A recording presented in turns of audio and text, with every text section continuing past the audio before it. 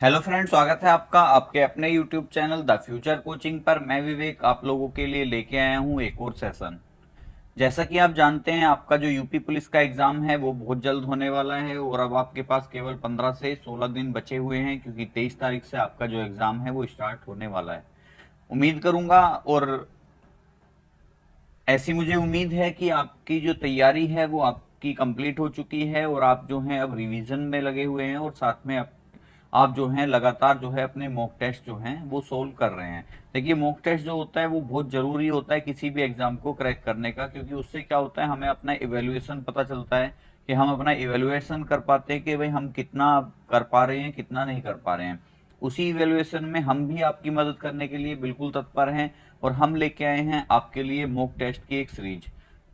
हमारे चैनल पे आपको हिंदी, जीके, रीजनिंग, मैथ्स चारों सब्जेक्ट का जो मॉक टेस्ट है वो आपको सेक्शन वाइज मिलेगा और आप पूरा का पूरा मॉक टेस्ट अटेम्प्ट कर सकते हैं हमारे साथ।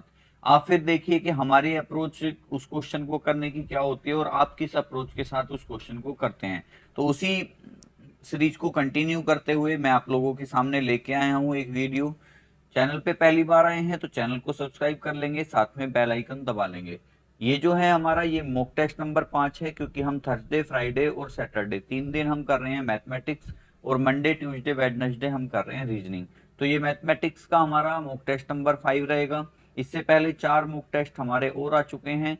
इनमें मोस्टली जो क्वेश्चन है वो आपके पीवाई क्यू सीरीज के हैं। ध्यान रखना कि हमने जो क्वेश्चंस आपके रखे हैं मॉक टेस्ट में वो mostly UPP, Delhi police, SSC GD, MTS और आपका यूपीएसआई, ये 4 सेक्शन जो लगभग, और एक हमारा जो रीजनिंग आता है उसमें हम यूपी ट्रिपल एससी को और इंक्लूड कर लेते हैं, क्योंकि यूपी ट्रिपल एससी के मोस्टली एग्जाम्स में मैथ्स नहीं आता है तो उसमें मैथ्स का रोल थोड़ा कम रहता है। लेकिन जब हम रीजनिंग का मॉक टेस्ट करते हैं तो उसमें हम यूपी ट्रिपल एससी को भी इंक्लूड कर लेते हैं। तो ये हमारा जो 5-6 टॉपिक हैं जो लगभग एक ही सिमिलर सिलेबस है, सिमिलर पैटर्न के होते हैं, वो हम आपको मॉक टेस्ट के माध्यम से प्रोवाइड कर रहे हैं। तो मैं हूं विवेक और शुरू करता हूं आज का सेशन। सेशन पसंद आए तो एक बार लाइक कर देना, साथ में एक अच्छा सा कमेंट जरूर करेंगे। तो बढ़ते हैं क्वेश्चन की ओर। हमारा पहला क्वेश्चन है, question mark divide 0.5 into 24 equal to 5652 में प्रश्न चिन्ह का मान ज्ञात कीजिए। देखिए, ये क्वेश्चन है हमारा सिंप्लीफिकेशन से कह रहा है। Question mark divide by 0.5 into 24 equal to 5652 में आपको क्वेश्चन मार्क का वैल्यू बताना है। चलिए सोल्व करते हैं। पहले देखो, पहले हम इसे काट के देखते हैं। 24 दूनी 48, बचेगा कितना 8, 24 ती 72, बचेगा कितना आपका 24 ती 72, 10 82 13, और ये कटेगा आपका कितनी बार, चलिए 6 से काट के देख लेते हैं, पहले ज्यादा बड़ा नंबर हो जाएगा। 54, ये हो जाएगा 6 चौक 24, ये कटेगा 6 नीम 54, बचेगा 2, 6 चौक 24, बचेगा 1, 6 दूनी 12। 4 से काट लेते हैं, 4 से कटेगा नहीं तो 2 से काट लेते हैं। 2 2 दूनी 4, 2 चौक 8, 2 सत्ते 14, 2 एकम 2। तो ये बन जाएगा मेरा x गुना, मैंने क्वेश्चन मार्क को x मान लिया, 2/0.5 इक्वल टू कितना 471। अब देखिए 471 की गुना जब 0.5 में होगी तो वो आधा हो जाएगा, तो ये बन जाएगा मेरा x बराबर आएगा 471/4। अब अगर मैं सोल्व करूं इसे तो 4 एकम 4, बचा कितना 0, 4 एकम 4, बचा कितना 3, 4 सत्ते 28, तो 117 आ रहा होगा। 117 मेरा 2 में है। चलिए आगे सोल्व कर लेते हैं। 3 बचेगा तो 4 सत्ते 28, 2 बचेगा 4 पंजे 20। तो यहाँ जो मेरा आंसर आएगा वो 117.75 आएगा। तो मेरा 117 या तो इसमें है या इसमें है, तो 117.75 क्या है मेरा, ऑप्शन नंबर डी। तो यहाँ पे एक्स या क्वेश्चन मार्क की वैल्यू जो आएगी वो कितनी आ जाएगी आपकी 117.75। तो उम्मीद करूंगा आपको ये चीज अच्छे से समझ आई होगी। बढ़ते हैं नेक्स्ट क्वेश्चन की ओर। नेक्स्ट क्वेश्चन क्या कह रहा है, व्यक्ति ए एक कार्य को 48 मिनट में पूरा कर सकता है, उसी कार्य को बी 60 मिनट में पूरा कर सकता है। 7 काम पूरा करने में कितना समय लगेगा। मतलब यहाँ पे टाइम एंड वर्क का क्वेश्चन आ गया है आपका कि भाई व्यक्ति ए जो है किसी काम को कितने समय में कर लेता है, 48 मिनट में, जबकि बी उस काम को कितने मिनट में करता है, 60 मिनट में। कह रहा है दोनों एक साथ काम पूरा करें तो कार्य करने में कितना समय लगेगा। ऑप्शन है 26 minute 40 second, 28 minute 20 second, 30 minute 45 second और 32 मिनट 15 सेकंड। अब देखिए 48 और 60 का एलसीएम कितना आएगा। देखिए 48 और 60 का एलसीएम अगर हमें लेना हो तो हम क्या करेंगे, ये बनेगा 16 तिया 48 और ये बन जाएगा आपका 15 चौका 60, ठीक है, या 5 तिया 15 चौका 60। अब देखिए 16 ये खत्म हो जाएगा, गुना 3 गुना 5, 16 पंजे 80, 80 तिया 240। तो यहाँ पे इनका एलसीएम कितना आएगा, 240। 40 से 48 से काटेंगे 5 बार कट जाएगा, 60 से काटेंगे 4 बार कट जाएगा। तो यानी कि ए की क्षमता कितनी है, 5 और बी की क्षमता कितनी है, 4। दोनों की क्षमता का योग कितना हो जाएगा, 9, क्योंकि हमें दोनों से 7 काम कराना है। काम कितना कराना है, 240। तो ये बन जाएगा आपका 240 बटे 9, 9 दूनी 18, बचा कितना आपका 6, और ये बन जाएगा आपका 9 पंजे 45, 9 छिक्की 54, 26 से ही 6 बटे 9, और 6 बटे 9 को क्या लिखेंगे, 3 दूनी 6 और 3 तिया 9। 26 से ही 2 बटे 3 मिनट, मिनट को सेकंड में बदलेंगे तो 3 से काटा 20, 20 दूनी 40, ये आना चाहिए 26 मिनट 40 सेकंड। तो राइट आंसर क्या होगा मेरा, 26 मिनट 40 सेकंड। पहला ही ऑप्शन मेरा 26 मिनट 40 सेकंड था, तो मेरा राइट आंसर क्या हो जाएगा, ऑप्शन नंबर ए। सेशन पसंद आ रहा हो तो सेशन को एक बार लाइक कर देना। कंटेंट आपको अच्छा लग रहा है, बिल्कुल आपको देखिए जो यूपी पुलिस का लेवल है उससे कहीं ना कहीं हम अपना कंटेंट जो है वो एक कदम आगे लेके चल रहे हैं, ताकि आपको अगर थोड़ा सा भी डिफिकल्ट क्वेश्चन आ जाए तो आपको कोई परेशानी ना हो। चलिए नेक्स्ट क्वेश्चन पे चलते हैं। नेक्स्ट क्वेश्चन क्या है हमारा, साधारण ब्याज पर साधारण ब्याज प्रति वर्ष 8% की दर से निवेश की गई धनराशि का मूल्य 40% बढ़ाने में कितना समय वर्षों में लगेगा। देखिए आपको पता है जो साधारण ब्याज होता है वो आपका प्रति वर्ष जो है बराबर बराबर मिलता है, ठीक है। मतलब अगर पहले साल मेरी ब्याज की दर 8% है तो दूसरे साल भी कितनी, 8%, और जो ब्याज मिलेगा वो केवल मूलधन पे मिलता है। देखिए साधारण ब्याज में जो मूलधन मिलता ब्याज मिलता है वो केवल मूलधन पे मिलता है। चक्रवर्ती ब्याज में क्या होता है, मूलधन प्लस पिछले वर्ष के ब्याज पे भी ब्याज मिलता है। तो यहाँ पे तो साधारण ब्याज की बात कर रहा है। तो अगर मुझसे कह रहा है कि भी कोई धनराशि का मूल्य 40%, मान लो मेरे पास कोई धनराशि थी 100 रुपए, अब मुझे उसमें वृद्धि करनी है कितने की, 40% की, तो कितनी हो जाएगी ये, 140। अब 100 रुपए पर 8% की दर से कितने वर्षों में 40 रुपए का ब्याज मिलेगा, यही तो पूछ रहा है, 40 का सॉरी। तो देखो 100 से 100 कट जाएगा और 8 पंजे 40, तो मेरा क्वेश्चन मार्क की वैल्यू कितनी आ जाएगी, क्वेश्चन मार्क की वैल्यू आ जाएगी मेरी 40। तो कट चुका है हमारा, फिर से 40 क्यों आ रहा है, तो क्वेश्चन मार्क की वैल्यू कितनी आएगी मेरी, 5। देखो मैं इस क्वेश्चन को डायरेक्ट भी कर सकता था कि 8% इंटू टी बराबर, देखो क्योंकि भाई दर गुना समय बराबर किसके होता है, ब्याज के होता है। तो आप इसे डायरेक्ट भी कर सकते हैं। तो दर कितनी है, 8% गुना समय बराबर ब्याज कितना मिल रहा है, 40%, क्योंकि भाई मेरे उसमें जो मूल धनराशि है उसमें कितने की वृद्धि हो रही है, 40% की, तो ब्याज ही तो मिला होगा 40%। अब देखिए परसेंटेज से परसेंट कट गया, 8 से कितनी बार कट जाएगा, 5 बार। तो टी की वैल्यू कितनी आ जाती है मेरी, 5। तो ये यहीं पे हो जाता है इतने में क्वेश्चन।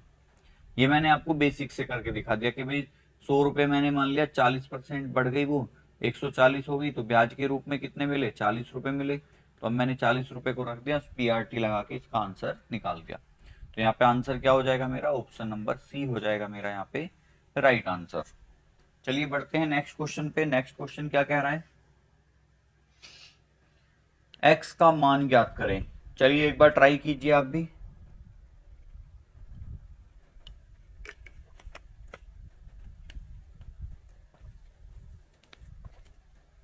कह रहा है x का मान ज्ञात करें। क्वेश्चन क्या है मेरा, 70 का 130%। देखिए का की जो वैल्यू होती है वो हमेशा, का जो मतलब होता है वो गुना होता है, ध्यान रखना हमेशा कि का मतलब क्या होता है, गुना। तो जहां भी का शब्द आएगा वहां हम क्या करेंगे, गुना। तो 70 गुना 130%, हटाएंगे 100, प्लस 160 गुना 35/100 माइनस 240 गुना 50/100 बराबर x गुना 30/100। चलिए सोल्व कर लेते हैं। पहले दो जीरो से दो जीरो कट गई, 13×7=91 प्लस ये कितना हो जाएगा हमारा, ये बन जाएगा आपका 20×5 100, 20×8 160, 5 से काटा 7 बार 8×7 56। चलिए माइनस जीरो से दोनों जीरो कट गई, 24×5 120 बराबर कितना है 3x/10, क्योंकि जीरो से जीरो कट गई। ठीक है, अगर हम सोल्व करें तो 91 और 120, देखिए ये प्लस का ये माइनस का है, तो कितना बचेगा मेरा 29। भाई अगर मैं इन दोनों को काटूं तो मेरा माइनस का 29 बचेगा, बचेगा कि नहीं। 29 को 56 में से घटा लेते हैं, तो 56, 16 में से 9 गए 7 और 4 में से 2 गए 2, यानी कि 27 बराबर किसके है, 3x/10 के। अब 3 से ये कितनी बार कट गया, 9 बार, और ये 10 इधर जाके क्या करेगा, गुना। तो x बराबर कितना आ गया, x बराबर आ गया मेरा 90। तो आंसर क्या हो जाएगा मेरा यहाँ पे, आंसर हो जाएगा 210, 150, 90 और 60। तो राइट आंसर क्या हो जाएगा मेरा, ऑप्शन नंबर सी, जो कि कितना है 90। तो इस क्वेश्चन का आंसर हमारा कितना था 90, जो कि है ऑप्शन नंबर सी। बढ़ते हैं नेक्स्ट क्वेश्चन की ओर। नेक्स्ट क्वेश्चन क्या कह रहा है, यदि ए बी और सी प्रतिदिन 150 रुपए कमाते हैं। चलिए मुझे ए बी और सी का योग दे रखा है कि ए प्लस बी प्लस सी कितना है 150 रुपए कमाते हैं, जबकि ए और सी प्रतिदिन 94 रुपए कमाते हैं। तो देखो ए और सी कितना कमा रहे हैं, 94। तो मैं ये भी तो कह सकता हूँ 94 प्लस बी बराबर किसके, 150 के। तो बी बराबर कितना हो जाएगा, ये 94 इधर आके माइनस हो जाएगा, तो ये बचेगा आपका 56, यानी कि बी कितने रुपए कमाता है आपके 56। फिर कह रहा है जबकि बी और सी 76 रुपए कमाते हैं। तो आपको पता है ए प्लस बी प्लस सी कितना है 150, बी और सी कितना है 76। तो ए कितना होगा, आप कह दोगे कि 150 में से 76 को घटा दो, तो 4×80 24, 50 60 70 74 रुपए ए कमाता है। पूछा क्या है, तो सी प्रतिदिन की आय होगी। तो देखो आपको पता है 150 में से 74 ए कमा रहा है, 56 बी कमा रहा है, तो ए और बी का कितना हो जाएगा टोटल, 7 5 12 120 और 6 और 4 10 130। तो अगर ए प्लस बी बराबर कितना है 130 है, और ए प्लस बी प्लस सी बराबर कितना है 150 है, तो सी की वैल्यू कितनी आ जाएगी, अब आराम से बता सकते हो कि भाई सी की वैल्यू कितनी होगी 20 हो जाएगी। क्यों, क्योंकि ए और बी 130 है, तीनों का 150 है, तो बचा किसका, सी का ही तो बचा। तो सी जो है वो कितने रुपए कमा रहा है प्रतिदिन, 20 रुपए कमा रहा है। ठीक है, तो राइट आंसर क्या हो जाएगा हमारा, ऑप्शन नंबर सी ही हो जाएगा हमारा यहाँ पे राइट आंसर। बढ़ते हैं नेक्स्ट क्वेश्चन की ओर। नेक्स्ट क्वेश्चन क्या कह रहा है हमारा, एक आयत की लंबाई उसकी चौड़ाई से 5 सेंटीमीटर अधिक है। एक आयत की लंबाई उसकी चौड़ाई से, तो देखिए मैं एल को क्या मान लेता हूं, या मैं एल को तो बाद में मानूंगा, क्योंकि उसकी चौड़ाई से मैंने मान लिया बी मेरी एक्स है, यानी कि बी जो होती है चौड़ाई ब्रेड्थ, लंबाई कितनी है एक्स प्लस 5 है। ठीक है, अब कह रहा है यदि उनका परिमाप, परिमाप क्या होता है, देखिए आयत का परिमाप होता है 2 × L + B। ठीक है, अब अगर मैं सोल्व करूं इसे, तो ये बन जाएगा मेरा x + 5 + x, और ये कितना हो जाएगा 2, बराबर किसके हैं 26 के। अगर मैं इसे देखूं तो ये कितना हो जाएगा मेरा, 2 से इसे काट लेंगे 13, तो ये बन जाएगा मेरा 2x प्लस 5 बराबर 13। तो 2x बराबर किसके, ये इधर जाके माइनस हो जाएगा, ये बन जाएगा 13 में से 5 गया 8, तो x बराबर कितना है 4। और आपको पता है x क्या मान रखा है, चौड़ाई, तो लंबाई कितनी होगी x प्लस 5 यानी कि 4 और 5 9। तो लंबाई कितनी है आयत की 9 मीटर, मीटर है सेंटीमीटर है, और चौड़ाई कितनी होगी उसकी 4 सेंटीमीटर। मुझसे क्या पूछा है, तो उसकी लंबाई बताइए, तो लंबाई कितनी आ जाएगी, लंबाई आ जाएगी उसकी 9 सेंटीमीटर। चलिए हमें तो कुछ करना ही नहीं था क्योंकि हमसे एल पूछी है, एल क्या होगी x प्लस 5, 4 प्लस 5 कितना हो जाएगा 9। तो आंसर क्या हो जाएगा मेरा, ऑप्शन नंबर बी हो जाएगा मेरा यहाँ पे इस क्वेश्चन का राइट। देखिए ऐसे क्वेश्चन जो है ना, कई बार देखने में बड़े बच्चे घबरा जाते हैं इस टाइप के क्वेश्चन को देख के, लेकिन इस टाइप के क्वेश्चनों में कुछ होता नहीं है। अगर आपको फॉर्मूले याद हैं, जैसे आयत का परिमाप कितना होता है 2 इंटू एल प्लस बी, आयत का क्षेत्रफल क्या होता है एल इंटू बी, तो आपको ये दो फॉर्मूले याद करने हैं। इसी से ही आपका यूपी पुलिस लेवल का क्वेश्चन तो लगभग लगभग हो जाएगा। कि क्षेत्रफल पूछा है तो एल इंटू बी लगा दो, परिमाप पूछा है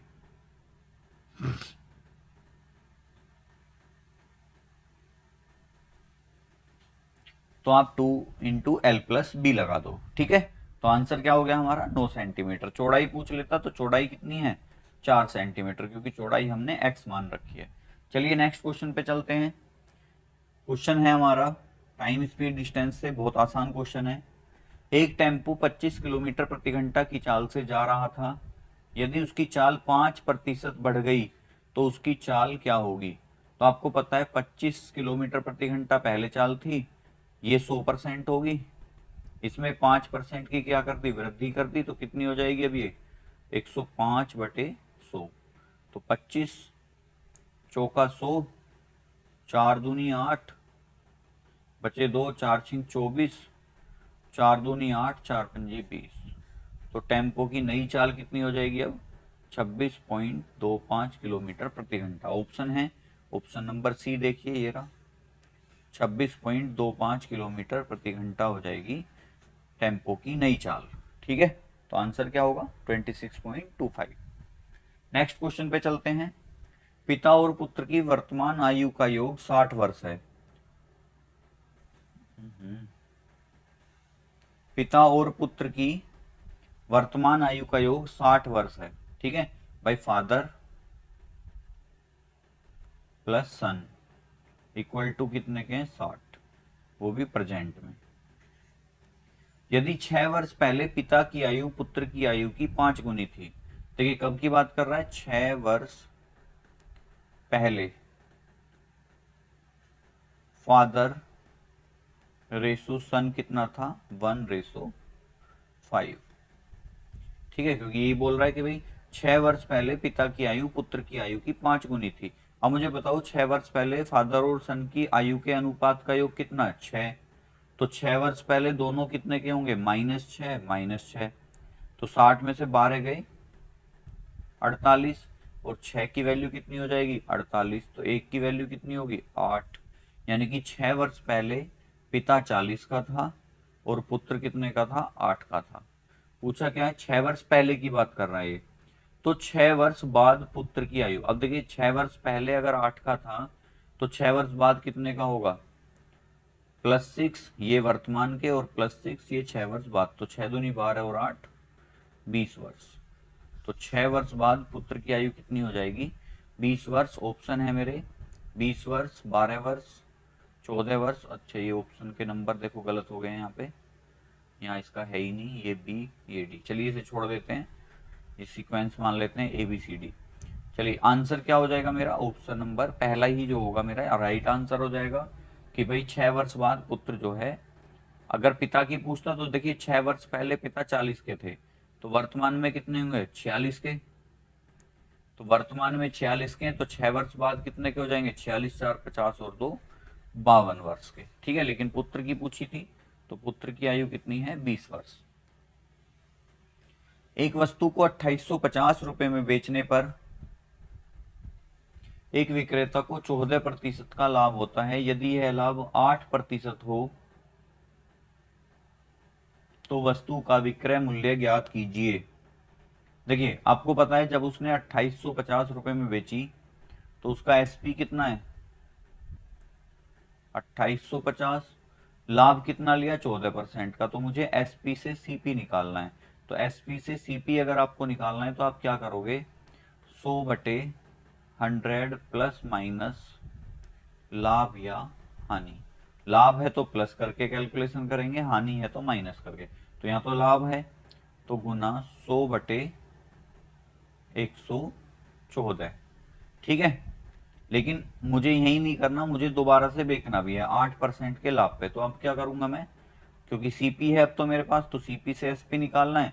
तो देखो सीपी से अगर मुझे एसपी निकालना होगा तो मैं सीधा सीधा जाऊंगा 100 प्लस माइनस लाभ या हानि बटे 100।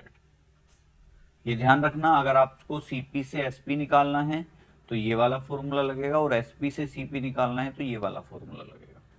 चलिए 108/100, तो 100 से तो 100 कट गया, ये 114 कटेगा, ये काट लेते हैं हम इसे, 7 एकम 7, नहीं कट रहा, 2 से तो कट ही जाएगा, 2 से काटेंगे अगर मैं, 2 पंजे 10, 2 सत्ते 14, 2 पंजे 10, 2 चौक 8, 54, 19 से कटेगा, 19 एकम 19, 19 तिया 57, 19 एकम 19 और 19 पंजे 95, 150 कट गया, 3 से काट लिया फिर से 50 बार, और 50 गुना 54, ये बन जाएगा 50 गुना 54।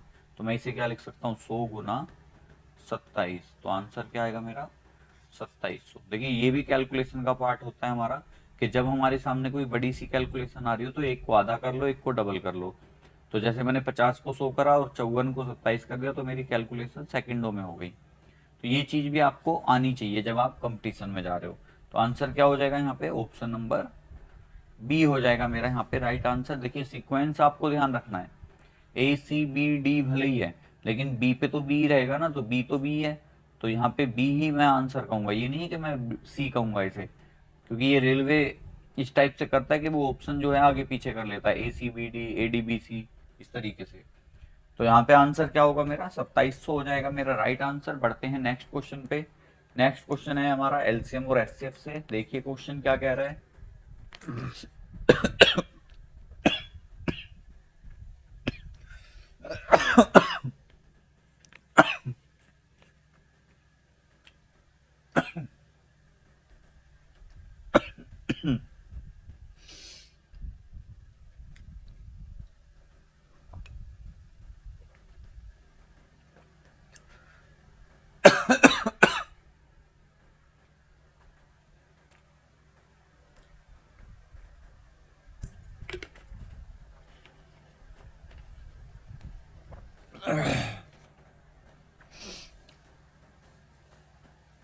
चलिए क्वेश्चन क्या कह रहा है हमारा। थोड़ा सा फंदा लग गया है, चलिए हो जाएगा ठीक। क्वेश्चन क्या कह रहा है हमारा, दो संख्याएं 3:4 के अनुपात में हैं तथा उनका एलसीएम 84 है। इनमें से छोटी संख्या कौन सी होगी। देखिए आपको मैं बता दूं, इस टाइप के क्वेश्चन को आप क्या करेंगे, दो संख्याएं 3:4 के अनुपात में है तथा उनका एलसीएम 84 है। इनमें से छोटी संख्या बताइए। देखिए आपकी संख्याएं क्या है 3:4 के अनुपात में। अगर मैं 3 और 4 का ही एलसीएम लूं तो कितना आएगा 12 आएगा। भाई 3 और 4 का एलसीएम कितना 12, और 12 की वैल्यू कितनी आएगी 84, तो 1 की वैल्यू कितनी आ जाएगी 7। अब मुझसे क्या पूछा है छोटी संख्या कौन सी है, तो अनुपात जो छोटा होगा वो संख्या भी छोटी होगी। तो 7 गुना 3 कितना हो जाएगा मेरा आंसर 21। इसी तरीके से आपसे एचसीएफ पे भी क्वेश्चन पूछा जाता है। कैसे क्वेश्चन कैसे पूछा जाएगा आपके, कि दो संख्याएं अनुपात 3:5 में हैं, यदि उनका एचसीएफ 8 हो तो संख्याएं ज्ञात कीजिए। तो आपको कुछ नहीं करना, जो आपको अनुपात दे रखा है उसमें उस एचसीएफ से गुना कर दो, आपकी संख्याएं मिल जाएंगी। जैसे 8 तिया 24 और 8 पंजे 40, 24 और 40 का जो एचसीएफ आएगा वो हमेशा क्या आएगा 8 आएगा। तो ये मेरा आंसर ये हो जाता है कि भाई संख्याएं पूछेगा या तो छोटी संख्या पूछेगा या बड़ी संख्या पूछेगा या दोनों का एलसीएम पूछेगा। तो 24 और 40 का एलसीएम कितना आएगा? 120। तो इस तरीके से एचसीएफ वाला क्वेश्चन भी कर सकते हो आप और एलसीएम वाला भी। एचसीएफ की तो सीधी अनुपात में गुना कर दो, आपको संख्याएं मिल जाएंगी। एलसीएम में क्या करना है, आप अनुपात का एलसीएम ले लो। 3 और 4 मेरा अनुपात था, तो अनुपात का एलसीएम कितना है? 12। और मेरा एलसीएम, क्वेश्चन का एलसीएम कितना है? 84। तो 12 की वैल्यू कितनी है? 84। 1 की वैल्यू कितनी होगी? 7। अब एक अनुपात की वैल्यू 7 है, तो 3 अनुपात की वैल्यू कितनी हो जाएगी? 3 गुना 7, जो कि कितना हो जाएगा? 21। तो यहाँ पे राइट आंसर हो जाएगा मेरा पहला ही ऑप्शन है, जो कि 21 है। बड़ी संख्या पूछी होती तो 7 चौक 28 कर देता मैं, क्योंकि बड़ी संख्या का अनुपात कितना है? 4। एक कमरे की लंबाई, चौड़ाई और ऊंचाई क्रमशः 5 मीटर, 4 मीटर तथा 3 मीटर है। इस कमरे में रखी जाने वाली सबसे लंबी छड़ की माप क्या होगी? देखिए, सबसे पहले तो एक बात ध्यान रखनी है कि जो अगर क्वेश्चन में ये पूछा जाए सबसे लंबी छड़ की माप क्या होगी, तो ध्यान रखना वहां पे विकर्ण बनेगा। ठीक है, क्योंकि सबसे लंबी अगर कोई चीज रखी जा सकती है तो विकर्ण से रखी जा सकती है किसी भी चीज में, क्योंकि इस तरीके से रखी जाएगी वो। अब इसने क्वेश्चन में कहा है कि लंबाई, चौड़ाई और ऊंचाई क्रम से 5 मीटर, 4 मीटर और 3 मीटर है। तो कहीं ना कहीं ये घनाभ होगा, क्योंकि जो कमरा है वो या तो घनाकार होता है या घनाभकार होता है। अब क्योंकि माप अलग अलग है तो वो घनाभ होगा, और घनाभ का विकर्ण क्या होता है? L square plus B square plus C square. घनाभ का विकर्ण क्या होता है? रूट में L square plus B square plus C square. L कितना है? 5, तो 5 का स्क्वायर प्लस बी यानी कि 4 का स्क्वायर और सी यानी कि 3 का स्क्वायर, और इन सब का वर्गमूल। अब 5 का स्क्वायर कितना होता है? 25 प्लस 16 प्लस 9 और सबका वर्गमूल। तो ये कितना हो जाएगा? 25 10 35, 5 40 और 1 41 और 9 50। तो ये क्या बन गया मेरा? रूट 50। और रूट 50 को जब मैं सोल्व करूंगा, क्योंकि ऑप्शन देखो 5 मीटर, 60 मीटर, 7 मीटर और 5 रूट 2 मीटर। ठीक है, ये मीटर होगा। अब अगर मैं इसे सोल्व करूंगा तो देखो, मैं इसे 25 गुना 2 लिख सकता हूं। रूट 25 गुना 2, और 25 का रूट क्या होता है? 5। तो ये बन जाएगा मेरा 5 रूट 2। तो जो छड़ की लंबाई होगी वो कितनी हो जाएगी? रूट 50 या 5 रूट 2। तो आंसर क्या हो जाएगा मेरा? ऑप्शन डी हो जाएगा मेरा इस क्वेश्चन का राइट आंसर, जो कि कितना है? 5 रूट 2 या रूट 50 में भी कह सकते थे। बढ़ते हैं नेक्स्ट क्वेश्चन की ओर। नेक्स्ट क्वेश्चन क्या कह रहा है हमारा? नेक्स्ट क्वेश्चन आ गया है हमारा डीआई से। देखिए, पिछले क्वेश्चन में मैंने टेबल डीआई सोल्व करी थी, और आज की जो क्लास है इसमें हम पाई चार्ट सोल्व करने वाले हैं। तो देखिए, 4 तरह के डीआई होते हैं: line graph, pie chart, bar graph और आपका टेबल। तो यहाँ पे हमने टेबल वाला डिस्कस कर लिया है, आज हम पाई चार्ट को डिस्कस करेंगे। क्वेश्चन क्या कह रहा है? एक व्यक्ति है जिसने विभिन्न मदों पर व्यय का प्रतिशत विवरण यहाँ पे दिया। देखिए, पाई चार्ट जो होता है या तो प्रतिशत पे आता है या फिर एंगल पे आता है। प्रतिशत की माप जब भी होगी वो 100% होगी, और जो एंगल की मान होता है वो हमेशा 360 डिग्री होता है। आज का जो डीआई है हमारा परसेंटेज पे, और जो नेक्स्ट मॉक टेस्ट हम लेके आएंगे उसमें हम डीआई जो है वो आपका एंगल बेस्ड ले आएंगे। अब देखिए, जब भी आपका परसेंटेज बेस्ड डीआई आएगा ना, तो ये जो सारे डिवाइड हो रहे हैं, ये इनका जो टोटल आएगा, इन सब का टोटल 100% आना बहुत जरूरी है। आप चाहो तो टोटल करके देख सकते हो कि 20 और 15 35, 10 45, 5 50, 3 53, 53 10 63, 5 68, 69 70, 3 73, 10 83, 7 90 और 10 100। तो इनका सबका टोटल 100 आना बहुत जरूरी होता है। ठीक है, अब हम क्वेश्चन पढ़ते हैं। पहला क्वेश्चन क्या कह रहा है? व्यक्ति की मासिक बचत ज्ञात कीजिए। देखिए, व्यक्ति की कुल आय हमें दे रखी है कि व्यक्ति की जो कुल आय है वो 1 लाख, सॉरी 1 लाख नहीं है, 16,000 है बस। तो व्यक्ति की मासिक बचत बतानी है। अब देखिए, बचत कितनी है? 18%। आपको पता है इनकम कितनी होती है? 100% होगी।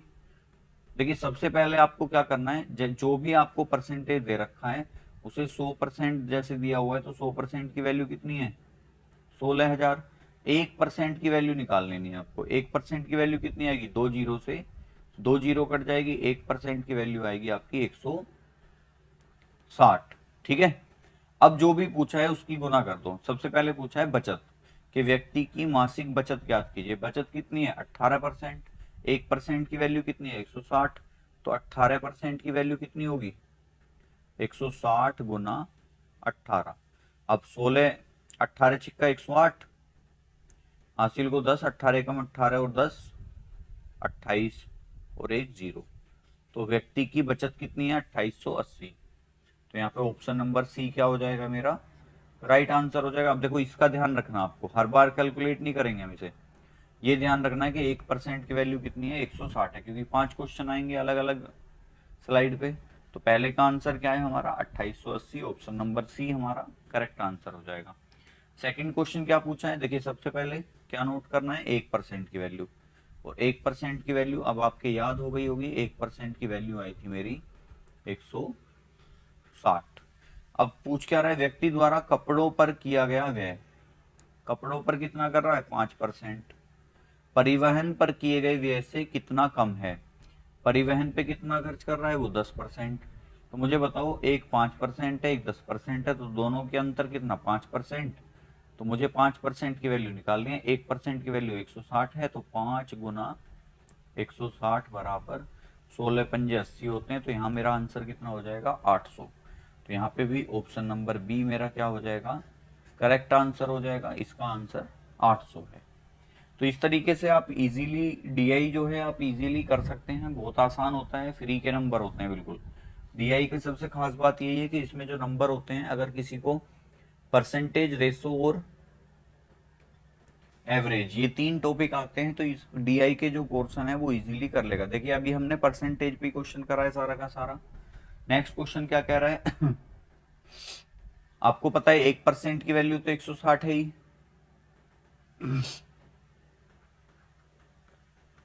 1% की वैल्यू 160 आपको भूलनी नहीं है, क्योंकि डीआई तो सेम ही है हमारा।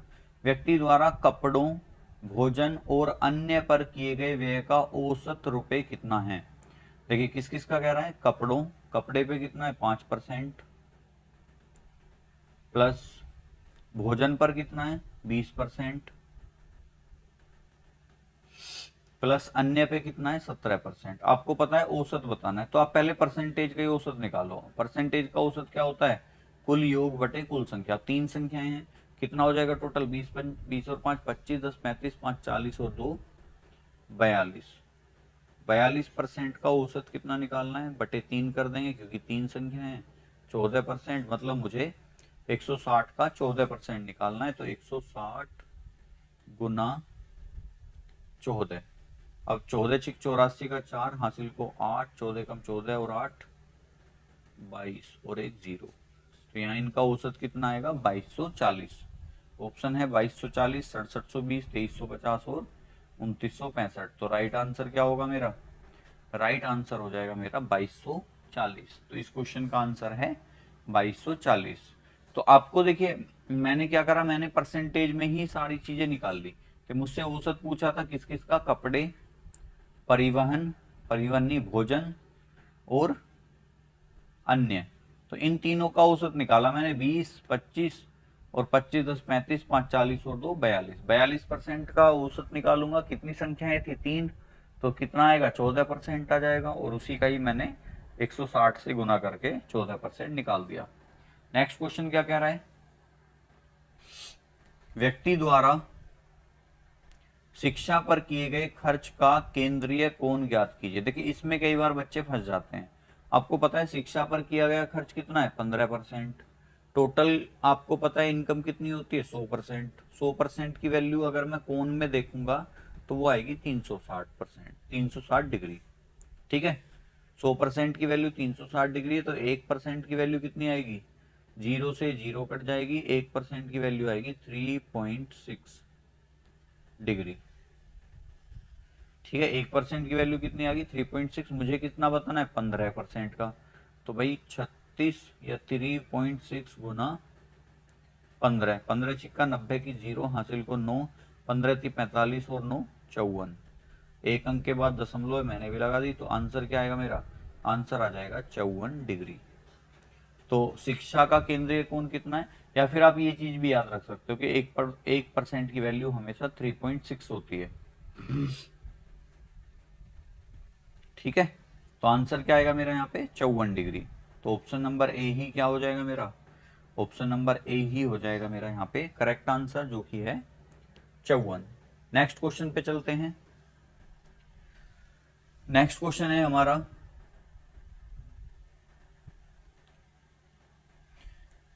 व्यक्ति द्वारा की गई बचत उसके द्वारा भोजन पर किए गए खर्च से कितने प्रतिशत कम या अधिक है? देखिए आपसे क्या कह रहा है, व्यक्ति द्वारा की गई बचत। अब बचत कितनी है उसकी? बचत है 18%, यानी कि सेविंग कितनी है उसकी? 18%। व्यक्ति द्वारा की गई बचत, उसके द्वारा भोजन पर किए गए खर्च, भोजन पर कितना खर्च कर रहा है? 20%। तो भोजन पर खर्च कितना है? 20%। कि भाई बचत पर की गई खर्च भोजन पर किए गए खर्च से कितने प्रतिशत कम या अधिक है। आपको पता है बचत कितनी है? 18, भोजन कितना है? 20, तो कम तो है। कितनी कम है? 2। किससे कम है? 20 से, भोजन से, और गुना 100। तो 20 पंजे 100 और 5 दूनी, 5 दूनी कितना हो जाएगा? 10। तो यहां मेरा राइट आंसर क्या हो जाएगा? 10% कम। क्योंकि देखिए सेविंग जो है 18 है, भोजन 20 है, तो यहाँ पे कम होगा। तो आंसर क्या हो जाएगा मेरा? ऑप्शन नंबर ए हो जाएगा मेरा यहाँ पे राइट आंसर, जो कि कितना है? 10% कम है।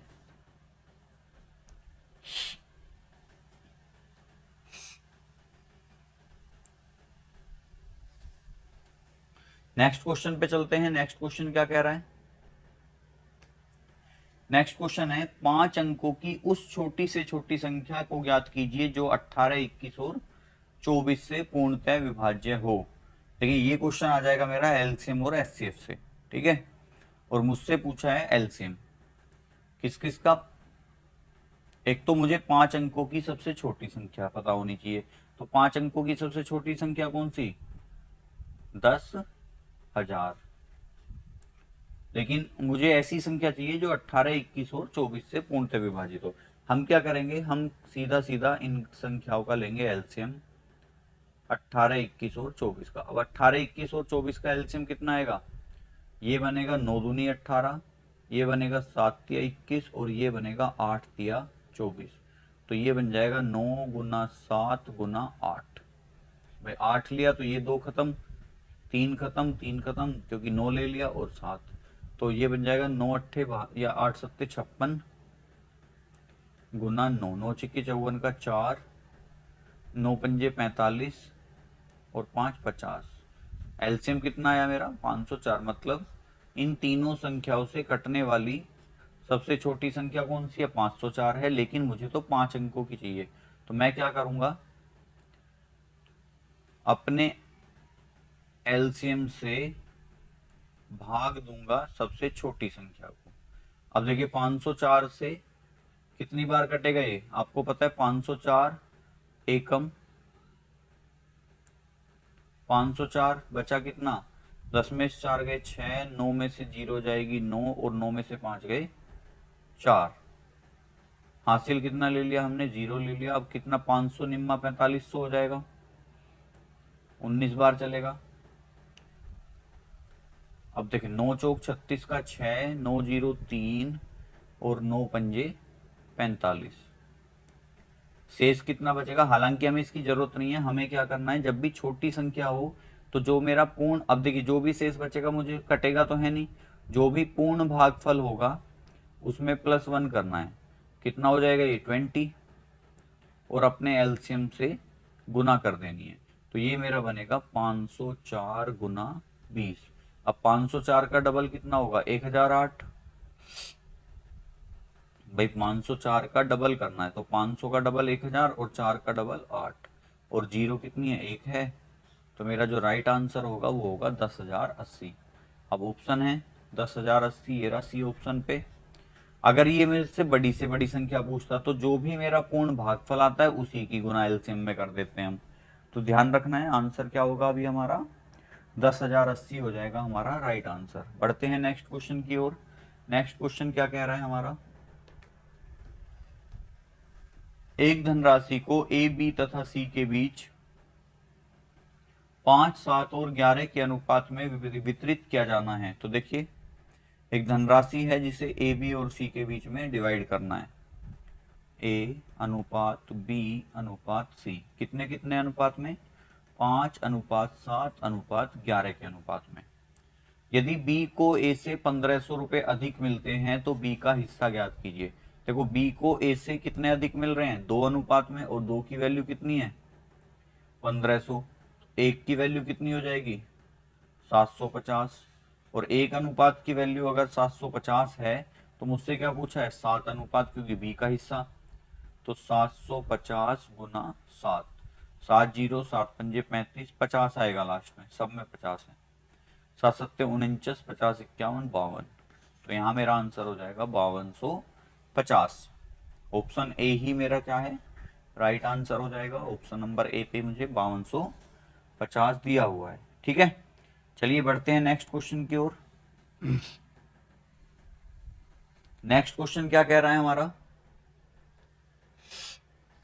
25 छात्रों की एक कक्षा के भूगोल परीक्षा में औसत अंक 64 है। मतलब 25 छात्रों की एक कक्षा है, 25 छात्रों की एक कक्षा के भूगोल परीक्षा में औसत अंक 64 हैं। यदि 3 छात्रों के वास्तविक अंक 54, 64 और 67 के बजाय 44, 46 और 61 के रूप में पड़ेगा। देखो, 3 छात्र थे, पहला, दूसरा, तीसरा, तो एक्चुअल नंबर कितने थे उनके, पहले के थे 54, दूसरे के थे 64 और तीसरे के थे 67। लेकिन वो पढ़े गलती से कितने, मिस्टेक कितने की हुई, मिस्टेक से उनके पढ़े गए 44, 46 और 61।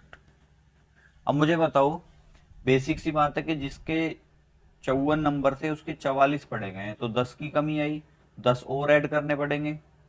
जिसके 64 थे उसके 46 पड़े गए, तो 46 4 50 10 60 18 कम कर दिए उसके, तो ये भी जुड़ेंगे। 67 से 61 यानी कि इसके भी 6।